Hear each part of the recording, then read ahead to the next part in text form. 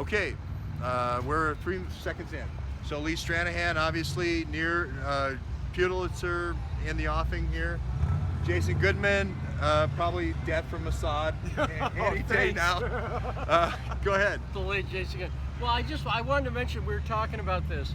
I have a bunch of stuff coming out this weekend at populist.tv. I'm taking Memorial Day weekend and researching because I have no social life, unlike Jason. Not me, George. Mr. Tinder here. George, George, No, I have zero. George, the ladies love George. That's true. Look at him. Just go ahead. Hugga burning love. There you go. See, but all those Elvis fans have to go somewhere. But I'm married and have lots of kids, and so I just research all weekend. So anyway, I have stuff going up that's we were talking about it at dinner, completely confirmable. There's nothing, no conjecture on this stuff that shows how Ukraine fits into the whole Russia narrative, and George Soros very, very, very clearly fits in. Election and influence. I'm going to be linking all that. Ukraine was trying to influence the election on the Hillary Clinton side. There's a woman named Alexandria Chalupa. George, do your thing with her name. Drop the chalupa. Right. There we go. But Alexandria Chalupa, you can look her up. She's Ukrainian. She was also a DNC operative who's been paid about $400,000 over the years. She did an event at the Open World Institute. CIA cutout. No. Well, Open is going to be. Sorry, Soros, I didn't mean to right? editorialize. Soros was on that part of that group, but you'll see when everything comes up that the Ukrainians, this is according to Politico, were attempting to influence the election for Hillary. And Chalupa was involved back in March.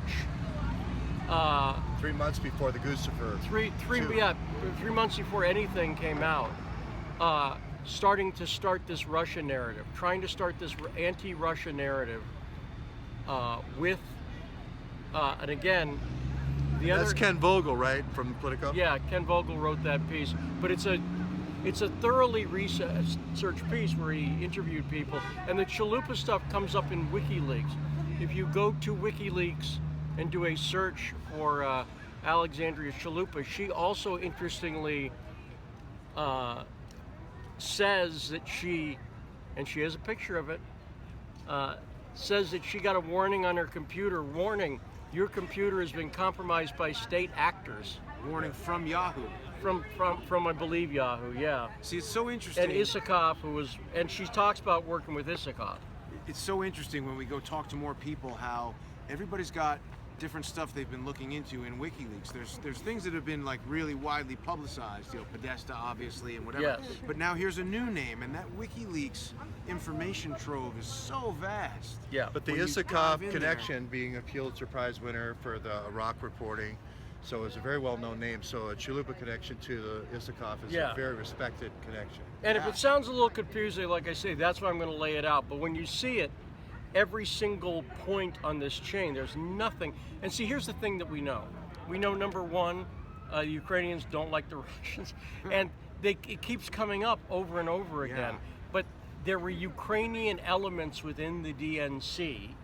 That's what Chalupa is. Her sister, Andrea Chalupa, is a reporter as well, writes for Huffington Post, was a video correspondent for Huffington Post. And CIA cover. and Soros was heavily invested. He's got a group called the International Renaissance, and that's a Ukraine. It's a real renaissance. And so you'll see this is all coming up. But the one thing I do notice, Lee, is the connect the dots that you do is very source based.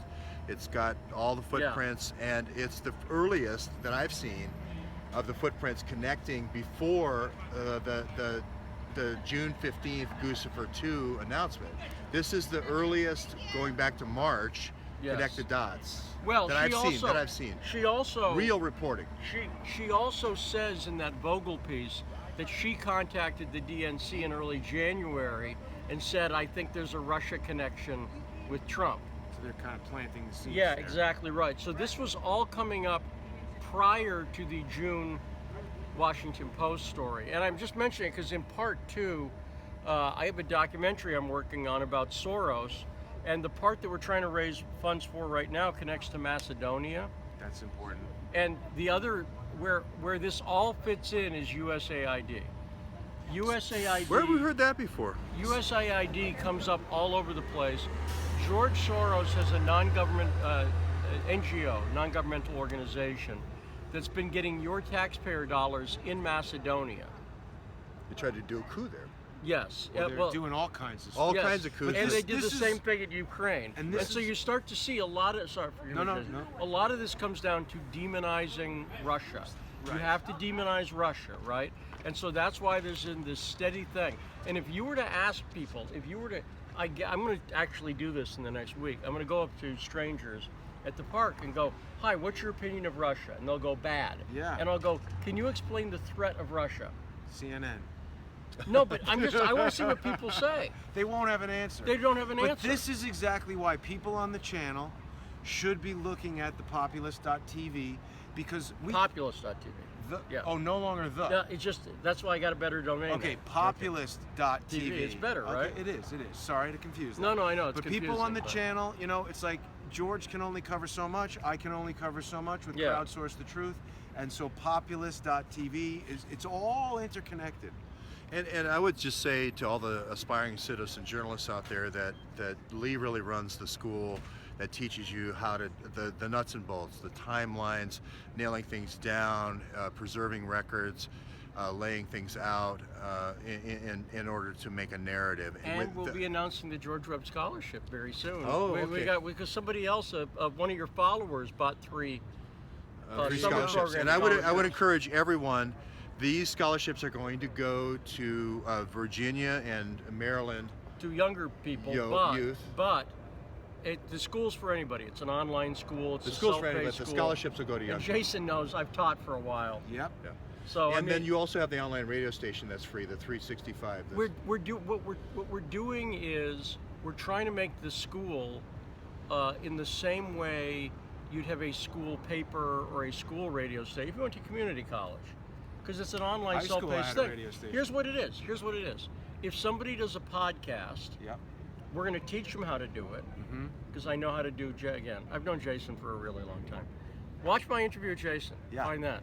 Crowdsource the truth. But I've known Jason like 25 years. I got a technical background. Right, and that's one of the biggest barriers for people to try to get into this stuff. They just don't know where to begin. So we're going to show people how to use Adobe Audition, Right.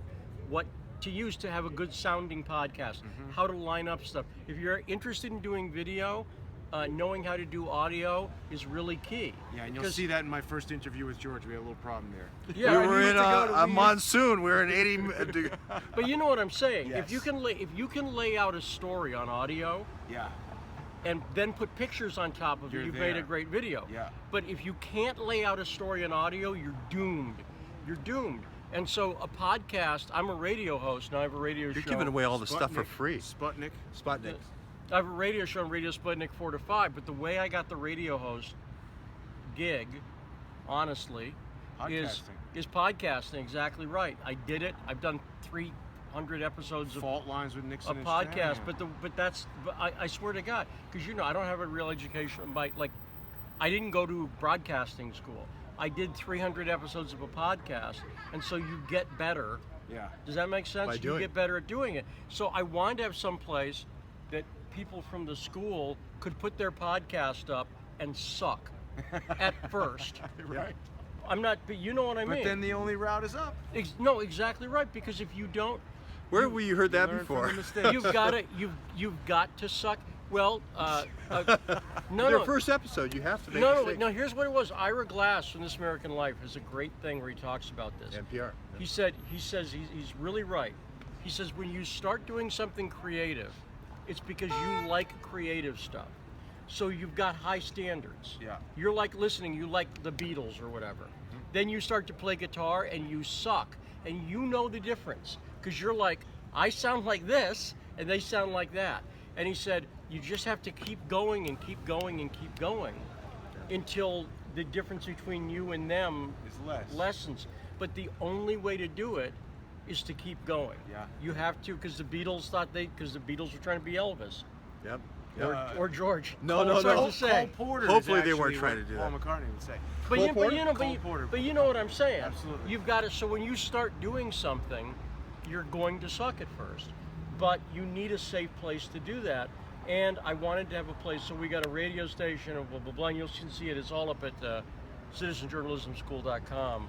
And so please, everybody, I don't accept any money, no advertising. Please give to Judicial Watch. By the way, I accept money. Well, and for good reason, because you're a pro White House journalist, White House correspondent, and kids got to eat. Yeah, kids got to eat. Kids got to eat. So, but he's for all those who don't know, Lee is the one who stood his ground and said, "Hey, I've got to ask this question at the White House," even though he was going to lose his job from Breitbart. He knew Andy Breitbart, and he said the buck isn't going to stop here. Andy Breitbart's heart isn't going to fall out of Breitbart because Andy isn't here to make a stand, and he didn't. And I sleep very well at night. And you did. You did. I do. I sleep well at night. I mean, Andrew was in favor of doing real original journalism and not doing puff pieces on Ivanka Trump. And when they told me to stop going to the White House, I mean, I did a Periscope about it. When they told me to stop going to the White House, I literally, well, I showed George the emails. And then if you want to go to the archives, if you want to go to the archives and see, which I really was shocked when I went over to Lee's office, he is in Syria in 2011 going.